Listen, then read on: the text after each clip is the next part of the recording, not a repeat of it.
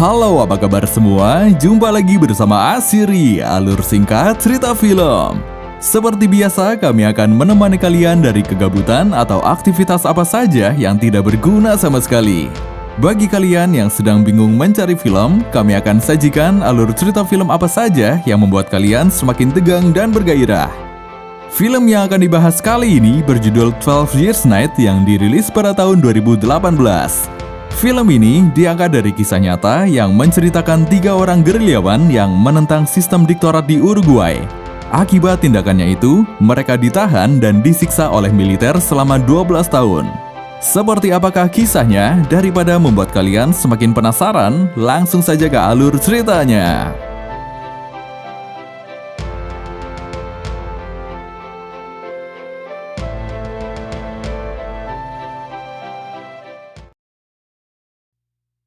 Pada tahun 1973, pemerintahan di Uruguay dipegang oleh rezim diktorat dari yang sebelumnya menganut sistem demokrasi. Oleh karena itu, para gerilyawan Tupamaro yang merupakan organisasi pembela rakyat pro-demokrasi ditangkap oleh rezim tersebut.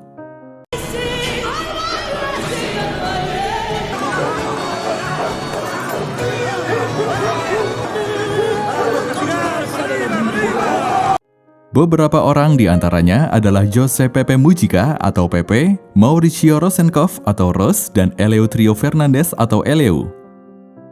Setelah itu, mereka bertiga dipindahkan ke penjara rahasia oleh pihak militer. Di sini tampak jelas perlakuan kasar yang dilakukan oleh pihak militer kepada para tahanan, dan mereka bertiga dibawa dengan kepala tertutup.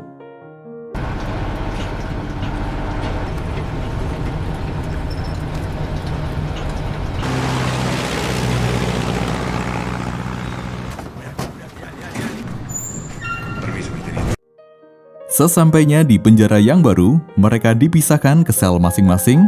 Tak hanya itu, mereka juga disiram bensin dengan tujuan untuk mengganggu penciuman mereka. Keesokan harinya, tutup kepala mereka dibuka, lalu mereka membaca tulisan di dinding, "Siapa yang masuk, putuslah harapanmu." Pada awalnya, mereka tak mengerti apa maksud tulisan itu.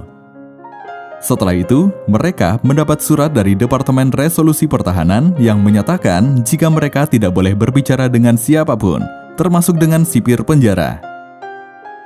Selanjutnya, pada malam hari, mereka juga diganggu dengan suara bisikan agar mereka sulit tidur. Kesengsaraan mereka tak berhenti di situ, satu-satunya jendela yang ada di sel tersebut juga ditutup. Hal itu membuat mereka hidup dalam kegelapan dan kesunyian. 1 tahun kemudian, mereka dipindahkan lagi ke penjara yang baru.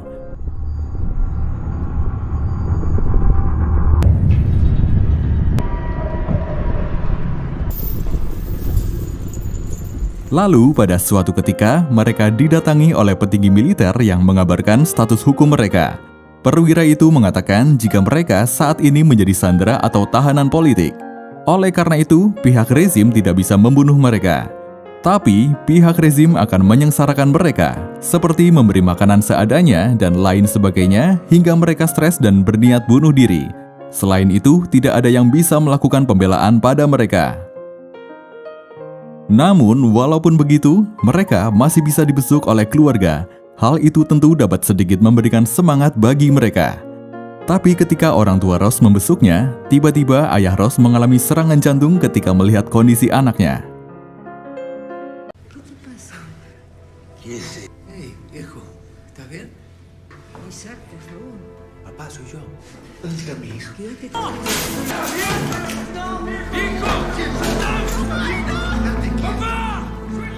Setelah 1 tahun mereka mendekam di sana, mereka kembali dipindahkan ke penjara lain. Pepe ditahan di gedung bulat dan tinggi, sedangkan Ros dan Eleu ditahan di penjara bawah tanah. Di sana Ros dan Eleu diperlakukan seperti binatang, mereka diberi makan melalui 1 buah lubang, namun tak hanya itu, mereka juga dikencingi oleh para sipir di sana.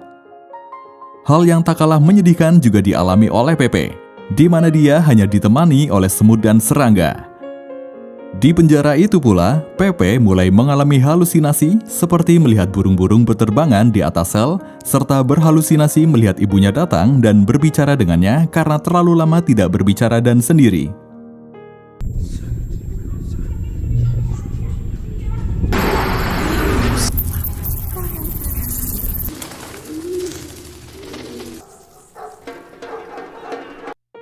Kemudian Rose dan Eleu yang kebetulan selnya bersebelahan mencoba berkomunikasi dengan cara mengetuk dinding. Mereka pun menggunakan ketukan itu sebagai sandi untuk mengobrol satu sama lain. Lalu pada malam Natal, mereka hanya bisa mendengarkan suara kembang api dan meriahnya Natal dalam kesunyian. Mereka juga mengucapkan selamat Natal satu sama lain hanya dengan ketukan di dinding.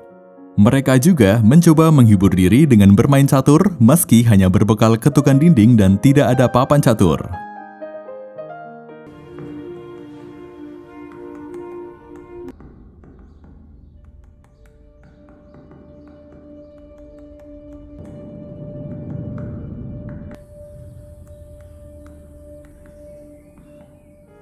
Pada suatu ketika, Eleu yang klosetnya rusak meminta izin pada petugas untuk buang air di toilet sipir. Namun Eleu kesulitan untuk duduk atau jongkok karena tangannya masih terborgol. Jadi, dia minta untuk dilepaskan borgolnya. Sipir yang mengawal Eleu lantas melaporkan hal tersebut, tapi sang sersan tak berani mengambil keputusan. Kemudian, sersan melaporkan hal itu pada perwira, namun hasilnya sama. Perwira itu juga tak berani mengambil keputusan hingga berita itu sampai jenderal. Namun hal itu tak jauh beda, sang jenderal juga ragu-ragu hingga akhirnya Eleu bisa menyelesaikan hajatnya dengan caranya sendiri. Tak hanya itu, Eleu juga menyempatkan mengambil sobekan koran di tengah kesibukan para petugas. Setelah itu, Eleu membaca sobekan koran tersebut dan menceritakan berita yang dia baca kepada Rose melalui ketukan dinding. Dan hal itu cukup membuat mereka senang karena mereka sudah lama tidak mendengar berita. Lalu pada sore hari, ibu dari Pepe membesuk putranya di penjara tersebut. Namun petugas memintanya untuk menunggu dengan alasan berkasnya sedang dicari. Ibu itu menunggu hingga malam hari, tapi si petugas mengatakan jika putranya tidak ada di situ, padahal jelas Pepe ditahan di tempat itu. Están revisando documentación. Lo siento, pero su hijo no se encuentra disponible.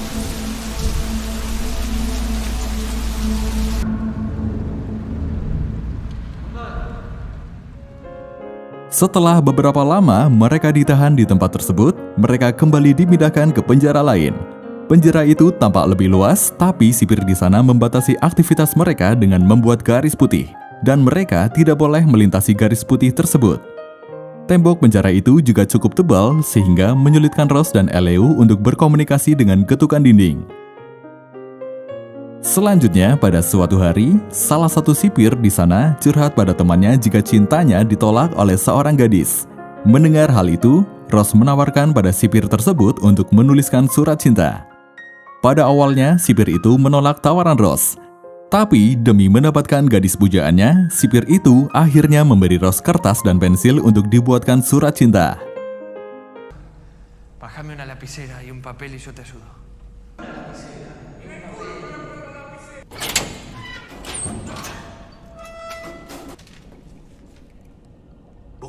Y aquí, en la soledad infinita de la guardia. Lalu, hal tersebut diketahui oleh Sersan. Sersan juga meminta Rose dibuatkan surat cinta untuk gadis pujaannya. Dan sebagai ucapan terima kasih, Sersan memberi Rose pensil dan buku. Tak hanya itu, setelah cintanya diterima, Sersan juga sengaja mengeraskan volume acara pertandingan sepak bola agar Rose dan temannya terhibur. Rose pun tampak bahagia ketika mendengar timnya berhasil mencetak gol.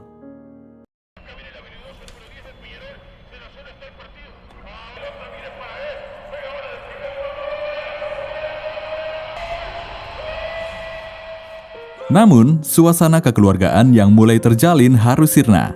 Mereka kembali dipindahkan ke penjara lain. Di tengah perjalanan, mereka berhenti sejenak untuk buang air. Pada kesempatan itu pula, Rose meminta pada petugas untuk membuka tutup kepalanya sejenak. Dan dia pun terpana dengan keindahan alam di negaranya yang sudah lama tidak dia lihat. Es un segundo nada más, por favor.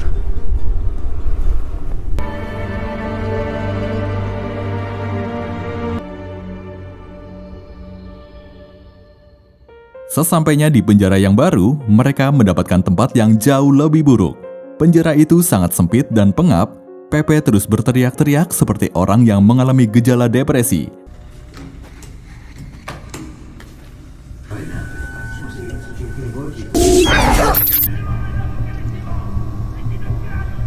Dan tak hanya Pepe, Rose dan Eleu juga mengalami halusinasi ketika ditahan di penjara tersebut.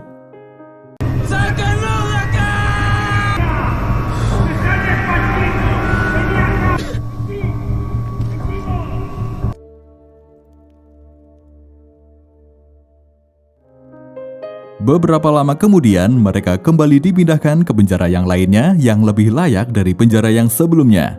Mereka mendapat beberapa fasilitas seperti tempat tidur dan boleh dikunjungi oleh keluarga mereka. Lalu, pada suatu ketika, Eleu akan dibesuk oleh putrinya. Maka, Eleu meminta Rose untuk mencari topik pembicaraan agar putrinya merasa senang bertemu dengannya. Setelah itu, Eleu pun bertemu dengan putrinya. Kemudian, ketika Eleu sedang tiduran, dia mendengar orang mengetik. Dari suara mesin ketik itu, Eleu mencoba menuliskan kata-kata yang dia dengar dari ketukan mesin ketik di sebuah sabun batang.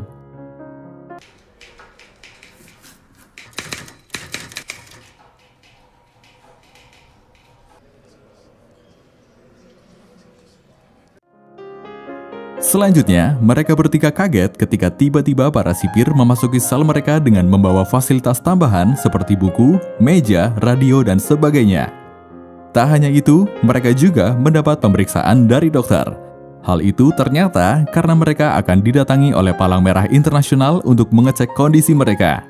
Untuk itu, pihak rezim menutupi kekejaman mereka kepada para tahanan politik di hadapan dunia internasional. Kemudian, para tahanan politik juga diwawancara oleh pemantau PBB dan Palang Merah Internasional mengenai nasib mereka di penjara. Mereka yang takut akan disiksa lagi, terpaksa berbohong mengenai kondisi mereka. Setelah pihak Palang Merah Internasional dan pemantau PBB pergi, berbagai perlengkapan yang ada kembali ditarik dari kamar mereka, termasuk sabun milik Eleu.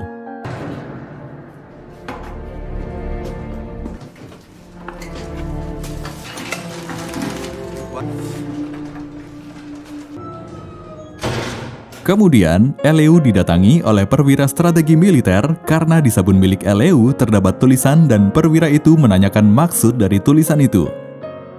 Di hadapan perwira itu, Eleu mengatakan jika itu adalah rumus permainan judi untuk menghiburnya selama ditahan.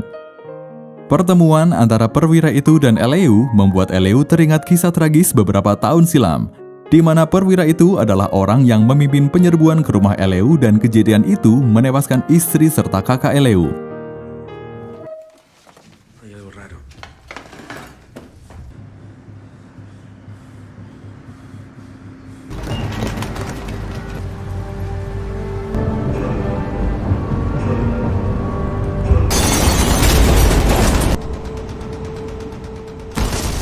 Selanjutnya, pada suatu hari, Ibu Pepe membesuknya sambil membawa sesuatu yang dititipkan pada sipir.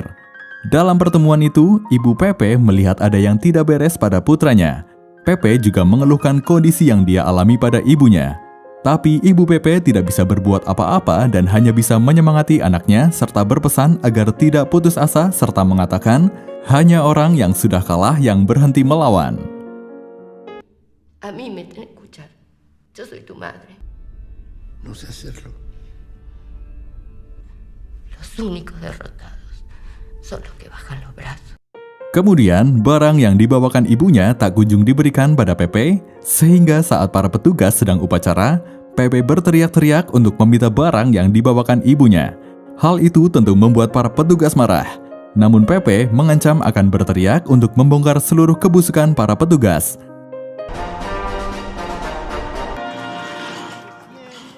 Mi pelela, la reputa madre que le contra mil parió. ¿Con la puta esa querés que lo cuente? ¡Cállate, mierda! ¿Qué mierda querés? Mi perela y mi yerba. Que me lo trajo la vieja. Sersan yang takut ada masyarakat yang mendengar, maka Sersan menuruti apa yang diinginkan oleh Pepe. Tak hanya itu, kini Pepe juga mendapat perlakuan yang lebih baik seperti pemeriksaan medis dan pendampingan psikiater. Lalu saat diperiksa oleh dokter, si dokter menemukan ada semacam antena yang terpasang di kepala Pepe. Oleh karena itu, Pepe diminta menceritakan apa yang sebenarnya terjadi. Agar Pepe lebih mudah dalam bercerita, si dokter sampai membohongi sipir yang mengawal untuk mengambilkan air. Dokter juga memberikan buku dan pensil untuk Pepe agar Pepe lebih tenang. karena Pepe harus membaca atau menulis untuk menenangkan pikirannya. Setelah itu, Pepe pun menceritakan jika di kepalanya dipasangi alat untuk mengetahui informasi mengenai organisasi Tupamaro. Dokter yang merasa iba dengan kondisi Pepe memberinya semangat dan mengatakan jika Pepe harus bertahan karena semuanya akan segera berakhir. Beberapa lama setelah itu, muncul gelombang protes dari masyarakat sehingga memaksa pemerintah mengadakan referendum. Dan hasil dari referendum tersebut, 80% masyarakat menginginkan kembali ke sistem demokrasi. Hasil tersebut memicu kemarahan pihak militer sehingga mereka memukuli para tahanan politik termasuk Pepe dan kawan-kawan.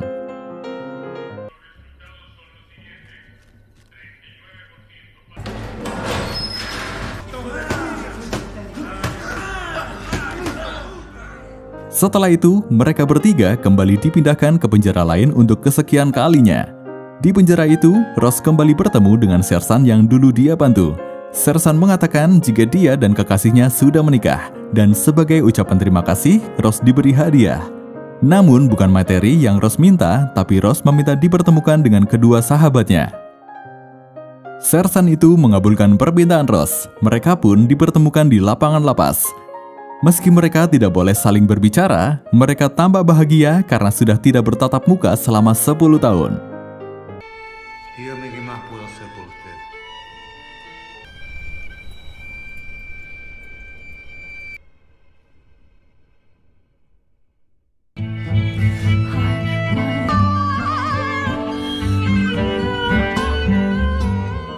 Setelah itu, mereka bertiga kembali dipindahkan ke penjara awal mereka ditahan, bersama para gerilyawan Tupamaro lainnya. Tak hanya itu, mereka juga diberi fasilitas yang lebih layak, termasuk diberi keleluasaan untuk keluar dari sel mereka. Bahkan saat Eleu berdiri di lapangan, saking senangnya bisa melihat dan mendengar manusia lain, dia sampai berhalusinasi seperti sedang bermain sepak bola dan para tahanan lain menyemangatinya.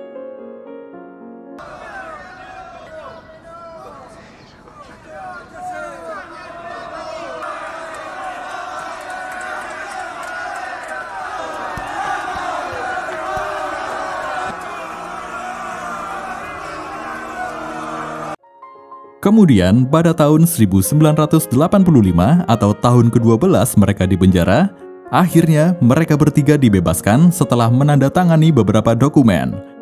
Mereka lalu diantar dengan bus untuk kembali berkumpul dengan keluarga mereka. Di jalan, mereka disambut oleh para masyarakat karena pahlawan mereka telah kembali.